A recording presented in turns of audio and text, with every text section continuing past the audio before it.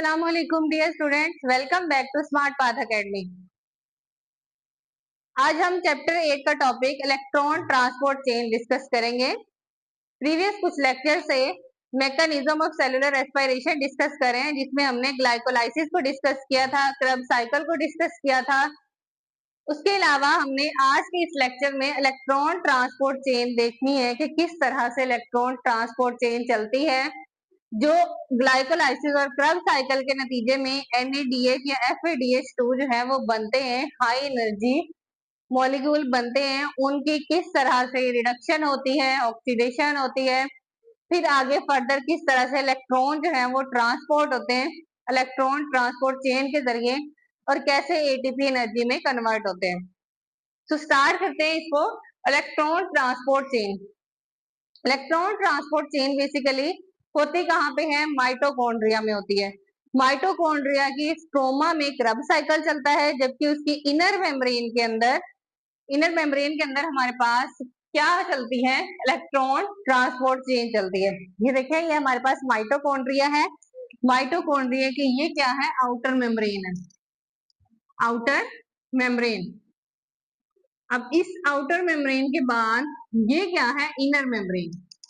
अब inner membrane के अंदर हमारे पास इलेक्ट्रॉन ट्रांसपोर्ट चेन चलती है, जबकि ये इसके अंदर जो है वो क्रब साइकिल रन कर रहा होता है। क्रब साइकिल के नतीजे में जो भी एनर्जी रिलीजिंग प्रोडक्ट्स बनती हैं वो कहाँ पे जाती हैं? इनर मेम्ब्रेन में, और इनर मेम्ब्रेन में आगे फर्दर पूरी चेन चलती है, जिसको इलेक्ट्रॉन ट्रांसपोर्ट चेन कहा जाता है।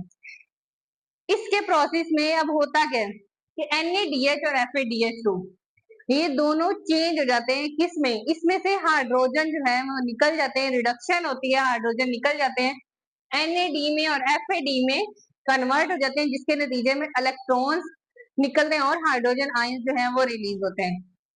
उसके अलावा ये जो इलेक्ट्रॉन है ये पास होते हैं एक पूरी चेन में, एक पूरी सीरीज में, और उस सीरीज में जैसे जैसे ट्रांसफर होते जाते हैं एनर्जी जो है वो रिलीज करते जाते हैं।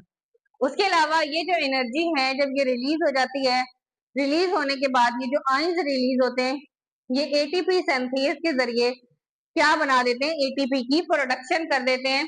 एट द एंड इलेक्ट्रॉन में जो हाइड्रोजन बचते हैं, जो हाइड्रोजन आयंस बचते हैं, वो कंबाइन होते हैं किसके साथ? ऑक्सीजन के साथ, और वाटर का मॉलिक्यूल जो है वो बना देते हैं।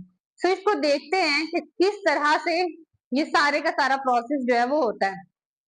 तो यहाँ पे आप ये डायग्राम देख रहे हैं, इसमें ये देखें, ये क्या है? पूरा साइटोप्लाज्म। ठीक है, साइटोप्लाज्म के अंदर ये ऑर्गेनेली एग्जिस्ट करती है माइटोकॉन्ड्रिया। इस माइटोकॉन्ड्रिया के ये क्या है? आउटर मेम्ब्रेन है, आउटर मेम्ब्रेन है। ये क्या है? इनर मेम्ब्रेन है। अब इन दोनों मेम्ब्रेन के दरमियान में स्पेस प्रेजेंट है, जो आपको यहाँ पे नजर आ रही होगी, ये वाली स्पेस सारी। ठीक है, इस स्पेस को कहते हैं इंटर मेम्ब्रेन स्पेस। अब यहाँ पे हमने क्या कहा कि जो इलेक्ट्रॉन ट्रांसपोर्ट चेन है वो कहाँ चलती है? वो कहाँ रन होती है? इनर मेम्ब्रेन में, माइटोकॉन्ड्रिया के इनर मेम्ब्रेन में। सो यहाँ पे डिफरेंट कॉम्प्लेक्सेस जो है वो प्रेजेंट होते हैं। अब उन कॉम्प्लेक्सेस के नेम क्या क्या है? कॉम्प्लेक्स 1 है, जो जिसमें होता क्या है? NADH और को एंजाइम के साथ मिलके, ऑक्सीडिडक्टेज एंजाइम के साथ मिलके क्या करवाते हैं? इलेक्ट्रॉन्स रिलीज करवाते हैं, हाइड्रोजन आयन जो है वो निकलते हैं, NAD पॉजिटिव में कन्वर्ट हो जाता है। फिर इसके बाद कॉम्प्लेक्स 2 आ जाता है। इस कॉम्प्लेक्स 2 में सक्सिनेट डिहाइड्रोजिनेज एंजाइम प्रेजेंट होता है, जो क्या करता है? FADH2 की क्या करवाता है? डिहाइड्रोजिनेशन करवाता है। यहाँ से हाइड्रोजन आयन निकलते हैं और फिर कहाँ पे जाते हैं? प्लास्टोक्विनाइन में जाते हैं। कॉम्प्लेक्स 3 आ जाता है, इसमें साइटोक्रोम BC1 कॉम्प्लेक्स कहा जाता है। ये इलेक्ट्रॉन आगे फिर थर्ड कॉम्प्लेक्स में मूव करते हैं, वहां पे इलेक्ट्रॉन जो है वो ट्रांसफर कर देते हैं, किसमें? साइटोक्रोम C में। नेक्स्ट हमारे पास कॉम्प्लेक्स नंबर 4 आ जाता है, जिसको क्या कहा जाता है? साइटोक्रोम C कहा जाता है। साइटोक्रोम C ऑक्सीडेज एंजाइम होता है, जो इन इलेक्ट्रॉन्स को फर्दर ट्रांसफर करता है, या फिर इन इलेक्ट्रॉन्स को या हाइड्रोजन आयन को कन्वर्ट कर देता है इनटू वाटर। अब यहाँ पे देखें, इनर मेम्ब्रेन के अंदर जो हमारे पास क्रब साइकिल से प्रोडक्ट आए थे NADH एंड FADH2, ये प्रोडक्ट जो है ये क्या है, हाई एनर्जी मॉलिक्यूल्स है, ये एज इट इज यूटिलाइज नहीं हो सकते, इस वजह से इनको कन्वर्ट करना जरूरी है एटीपी की फॉर्म में, क्योंकि बॉडी में जितने भी सेल्स हैं वो एरोबिक रेस्पिरेशन करते हैं या वो एनर्जी को यूटिलाइज करते हैं, वो in the form of ATP करते हैं। सो इस वजह से इनमें से एटीपी को सिंथेसाइज करना है, एटीपी को बनाना है। सो यहाँ पे हमारे पास क्या होता है, एनएडीएच जो है वो ग्लाइकोलाइसिस से, क्रब साइकिल से रिलीज होता है। क्रब साइकिल से रिलीज होने के बाद क्या करता है, यहाँ पे कॉम्प्लेक्स नंबर 1 में जाता है, जिसमें NAD पॉजिटिव में कन्वर्ट होता है, हाइड्रोजन आयन रिलीज होते हैं और 2 इलेक्ट्रॉन जो है वो रिलीज होते हैं। अब ये जो है ये कहाँ जाते हैं, प्रोटीन के पास जाते हैं, प्लास्टोक्विनाइन के पास जाते हैं।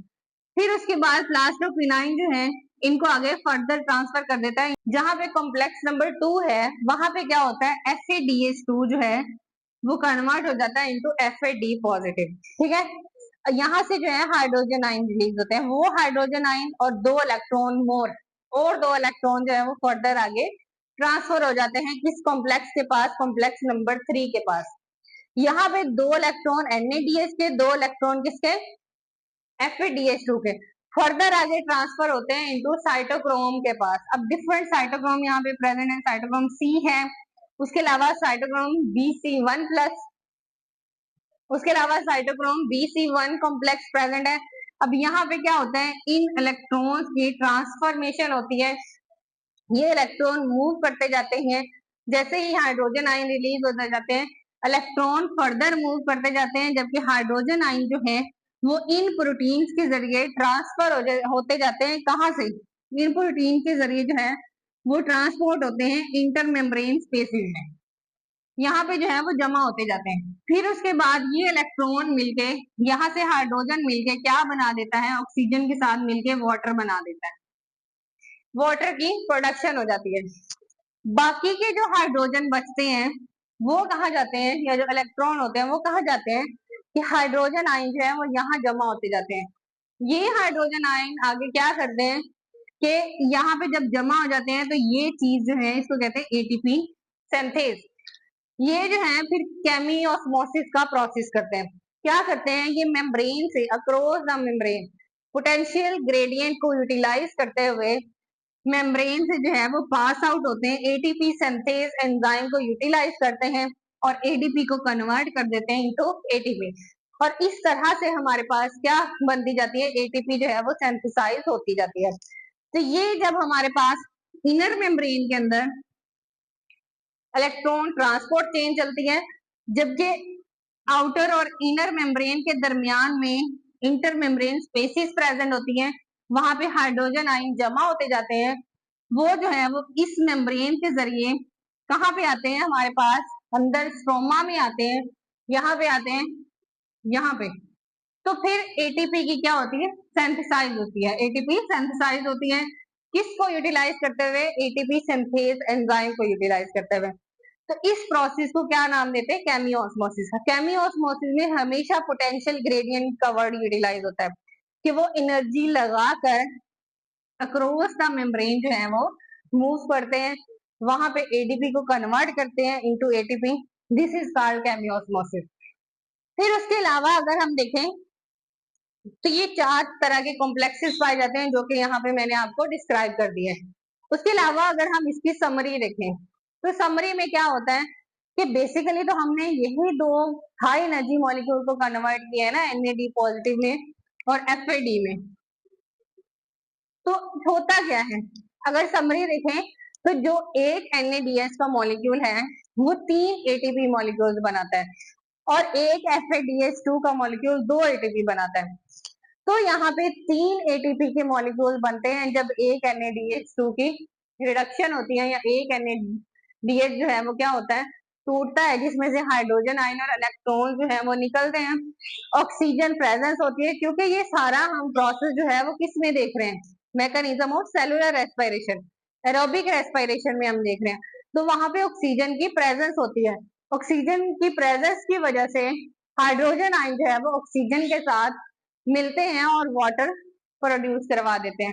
बिल्कुल इसी तरह FADH2 जो है उसमें 2 ATP मॉलिक्यूल जो है वो बनते हैं, और उसके अलावा क्योंकि वहां पे जो है एरोबिक रेस्पिरेशन होती है, माइटोकॉन्ड्रिया के अंदर ऑक्सीजन प्रेजेंट होती है, तो हाइड्रोजन आयन ऑक्सीजन के साथ मिल जाते हैं और वाटर की प्रोडक्शन कर देते हैं और FAD पॉजिटिव आयन जो है वो रिलीज हो जाते हैं दोबारा से। फिर ये दोबारा जो है FAD पॉजिटिव और NAD पॉजिटिव दोबारा से क्रब साइकिल में यूटिलाइज हो सकते हैं।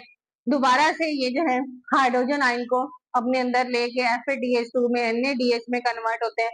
दोबारा से इस तरह से क्या मैकेनिज्म जो है वो चलता रहता है इलेक्ट्रॉन ट्रांसपोर्ट चेन का, क्रब साइकिल का। सो ये पूरी हमारे पास क्या है, इसकी समरी है। अब यहाँ पे जितने भी हमने मैकेनिज्म पढ़े हैं उस वो क्यों पढ़े हैं, तो उसमें से एनर्जी को प्रोड्यूस करवा रहे हैं इन द फॉर्म ऑफ ATP। तो वो एनर्जी जो है रेस्पिरेटरी एनर्जी वो यूटिलाइज कहाँ पे होती है बॉडी में, सो ये भी हम पीछे पढ़ चुके हैं। ये यूटिलाइज होती है मसल को कॉन्ट्रैक्शन करने के लिए या बॉडी को मूव करने के लिए या उसके अलावा ऑर्गन्स की मूवमेंट के लिए। ये जो है जब मैंने आपको इस चैप्टर का फर्स्ट लेक्चर दिया था तो उसमें मैंने आपको इंट्रोडक्शन में बताया था कि किस तरह से मसल कॉन्ट्रैक्शन होती है, किस तरह से जो है जब हम हार्ड एक्सरसाइज करते हैं तो वहां पे मसल की ज्यादा कॉन्ट्रैक्शन रिलैक्सेशन होती है, जिसकी वजह से वहां पे क्या होता है एनर्जी जो है कम हो जाती है, डाउन हो जाती है।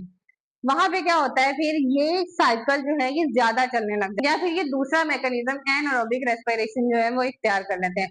तो बॉडी को मूव करने के लिए, मसल्स को कॉन्ट्रैक्ट और रिलैक्स करने के लिए जो है रेस्पिरेटरी एनर्जी की जरूरत होती है, इस वजह से एनर्जी जो है वो बनती है। दूसरा हमारे पास एक्टिव ट्रांसपोर्ट ऑफ सब्सटेंस।